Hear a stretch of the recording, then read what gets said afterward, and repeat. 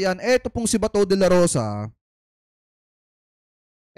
nadidismaya daw. Mga kababayan, or kinadismaya daw ni Senator Bato de la Rosa ang muling pag-usbong ng ipinagbabawal na bato dito daw po sa ating bansa matapos ang termino ni dating Pangulong Rodrigo Duterte. Yan po mga kababayan, yung sabi dito. Gaya nga ng sabi ko kanina, si Bato de la Rosa ay may pasimpleng patama, mga kababayan, laban po sa ating gobyerno at ginagamit nila yung nagawa nila na war on drugs, mga kababayan, at pinapalabas nila na buhat nung nawala sa pwesto etong si Digong, umusbong na daw at dumami na ulit ang mga gumagamit at nagbibenta at nagninegosyo ng ipinagbabawal na bato. So ngayon, pakinggan po natin mga kababayan, etong nakita po nating balita galing po dito sa SMNI. I-play na po natin mga kababayan.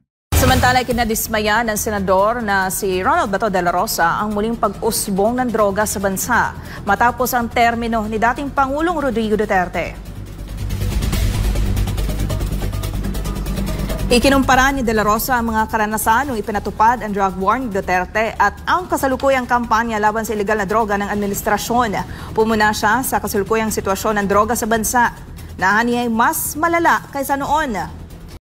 Sabi ni Digong sabi ni Bato de la Rosa, mga kababayan, mas lumala daw po ang ipinagbabawal na bato ngayong panahon ni PBBM kaysa daw po nung panahon ni Digong. Alam nyo mga kababayan, ito lang naman yung lagi nating sinasabi dyan . Kung talagang nalinis nila ang Pilipinas sa ipinagbabawal na bato, di sana wala nang aabutang droga etong gobyerno ni PBBM. Alam nyo, sa totoo lang mga kababayan, kung mapapansin ninyo, napakarami na mga kababayang Pilipino po na pobre na katulad po natin, ang nakikita lang natin na binabawian ng buhay. Pero wala tayong gaanong nakikita na nasasabat na bilyon-bilyong halaga ng ipinagbabawal na gamot. Ang malimit lang nating makita mga kababayan, si ganito, si ganyan, itinumba dahil sangkot sa ipinagbabawal na gamot. Pero wala naman tayong makita na big operation na nakasabat sila ng bilyon-bilyong halaga ng ipinagbabawal na bato. Ang masakla pa nga dito mga kababayan, ang nakita lang ata natin na pinaka-highlight nung panahon ng Duterte administration yung nangyari kay Jimmy Guban. Yung droga na nahuli dun sa magnetic lifter mga kababayan. Yun lang yung nakita natin. Samantala, nung pumasok na ang termino ni PBBM, doon natin nakita na ang nahuhuli talaga mga kababayan yung mismong mga puno po talaga. Yung mga pinagbumulan ng ipinagbabawal na bato at yung bilyon-bilyong halaga ng ipinagbabawal na bato. Kung nilinis nila mga kababayan ang Pilipinas nung panahon ni Duterte, sana wala ng droga ngayon.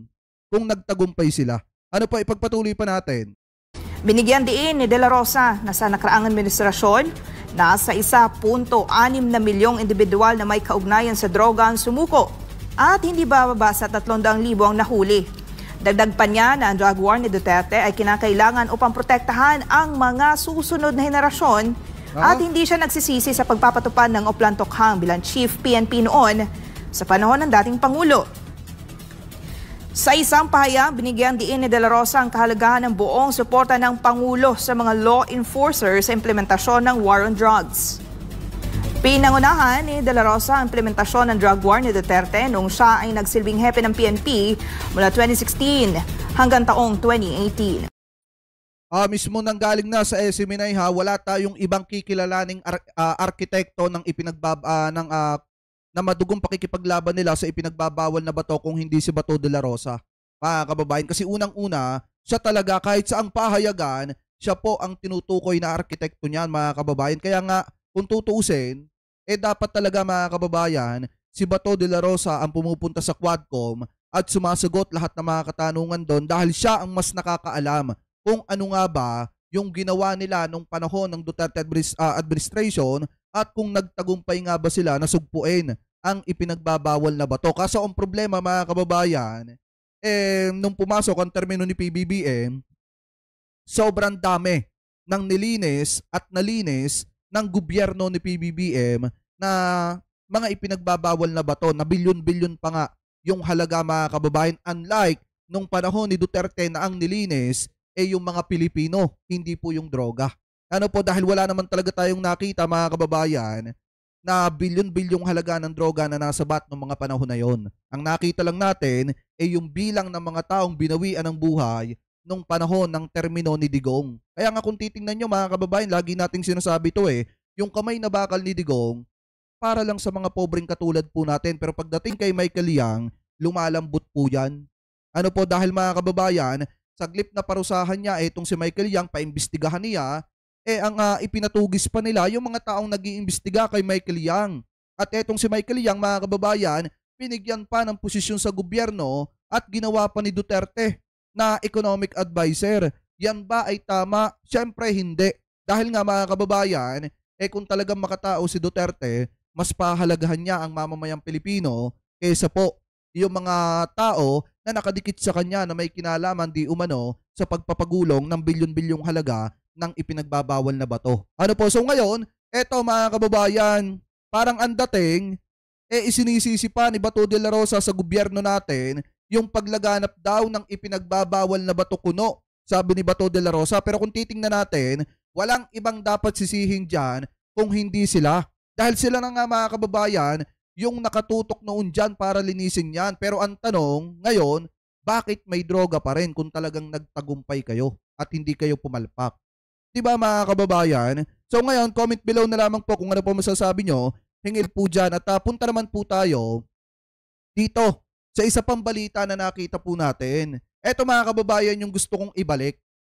Sa sinabi ni Senator Bato de la Rosa kahapon na kung saan daw, diba natanong sa kanya yung about sa kaso nitong si Dilima. Pero ang sagot ni Bato de la Rosa, parang naiimpluwensyahan daw yung mga, siguro yung mga nagbigay kay Dilima mga kababayan or yung mga humatol na acquitted kay Dilima. Ano po dun sa kanya mga kaso na isinampa laban po sa kanya ng dating administrasyon. So ngayon, pwede rin palang sabihin natin mga kababayan na etong kaso ni Sara Duterte, kaya po ito na-dismiss kasi may impluwensya nila. Naiimpluwensyahan po nila. Pwede pala natin sabihin na ganyan din. Di umano. Mga kababayan, so sabi po dito, sa nakita nating balita, galing po ulit sa Net25, 3 kaso laban kay BP Sara Duterte, ibinasura ng QC, Prosecutor's Office. Ayon po mga kababayan, dito po sa Net25, i-play na po natin. Ibinasura po ng Quezon City Prosecutor's Office ang mga kasong kriminal na isinampa po ng Philippine National Police laban po kay Vice President Sara Duterte at sa hepe po ng kanyang security detail. Kaugnay po ito sa insidente sa Veterans Memorial Medical Center nung nakaraang taon. Diba, kitang-kita nyo naman mga kababayan, pinanood ko pa nga sa inyo yan, yung mga pangyayaring yan. Kita nyo naman na itinulak nila Chika yung isang pulis na ang layunin lang tumulong mga kababayan para mapabuti ang kalagayan nitong si Laika Lopez. Kaso nga lang ang problema nung nanggalaiti na itong si Sara at itong sila Chika, biglang itinulak yung isang pulis. Ano po, so ngayon ipagpatuloy pa natin. Sa 13 pahinang resolusyon na nilagdaan po ni Assistant Prosecutor Criseline Carayugan Lugo, tinukoy po ng Quezon City Prosecutor's Office ang kabiguan ng Quezon City Police District at Criminal Investigation and Detection Group o CIDG na magbigay ng prima facie evidence para mahatulang nagkasala si VP Sara. Sa resolusyon na inaprubahan po ni Prosecutor Vimar Barceliano, inirekomenda po ng mga piskal ang pagbabasura sa reklamo para sa paglabag sa Article 148 o ang direct assault, Article 151 o ang disobedience to authority at Article 286 o ang grave coercion ng Revised Penal Code laban po kina VP Sara at Colonel Raimundo Dante La Chica. Nasan si Senator Bato de la Rosa mga kababayan? Nandahil sa sinabi ni Senator Bato de la Rosa, marami sa mga kababayan Pilipino po natin na ang tingin ganon. Naiimpluwensyahan yung mga hukuman po natin. Kasi sabi mga kababayan, ni Bato de la Rosa, baka daw naiimpluwensyahan daw yung mga taong tinutukoy niya, yung mga taong nag-acquit mga kababayan, dito po sa mga kasong isinampa laban po kay Leila de Lima. Yan po ay lantarang binanggit mga kababayan ni Bato de la Rosa doon sa interview sa kanya ni Karen Davila. Kaya nga mga kababayan, sunog na sunog siya kay Karen Davila nung in-interview po siya. Kasi ang tingin niya, naiimpluwensyahan yung mga hukuman po natin. So ngayon, pwede pala nating sabihin na kaya na-dismiss mga kababayan di umano etong kaso laban po dito kay Sara Duterte na isinampa ng mga pulis po ng mga kapulisan po natin dahil naiimpluwensyahan ni Sara Duterte yung mga hukuman. Dahil minsang binitawan na yan ni Bato de la Rosa. Di ba ipagpatuloy pa natin? Si Police Lieutenant Colonel Jason Villamor ng Quezon City Police District Medical and Dental Unit ang nagreklamo. Siya po yung pulis na itinulak umano ni La Chica sa gitna po ng kaguluhan sa Veterans Memorial Center noong November 23, 2024. Nung ililipat sa St. Luke's Medical Center ang nooy Chief of Staff ni VP Sara na si Attorney Zuleika Lopez. Ipinag-utos noon po ang pagdetine kay Lopez sa Kamara de Representantes matapos po siyang patawan ng contempt citation dahil umano sa panghihimasok niya po sa investigasyon ng House Congressional Committee on Good Government and Public Accountability sa paggamit po ng confidential funds ng Office of the Vice President. Subalit po, nagkasakit ito nang malaman na ililipat nga siya dito po sa Correctional Institute for Women sa Mandaluyong City mula sa detention facility dyan po sa Kamara. Nagkaroon po ng standoff matapos po harangin ni VP Sara ang paglilipat kay Lopez. At ayon po sa resolusyon ng Quezon City Prosecutor's Office, hindi pero ang unfair mga kababayan, no, dahil kung tutuusin, kita naman nating lahat kung paano mga kababayan pinagbumumura at pinagdududuro ni Vice President Sara Duterte yung ating mga kapulisan. Tinawag pang ang bakla mga kababayan, di ba? Tapos ang pinakamatindi pa dyan, nung itunulak nila Chica mga kababayan, yung isang pulis na doktor na ang gusto lamang makatulong mga kababayan dito po kay Sara Duterte at dito kay Laika Lopez. Pero pagdating mga kababayan dito, dismiss yung kaso na isinampa laban po kay Sara.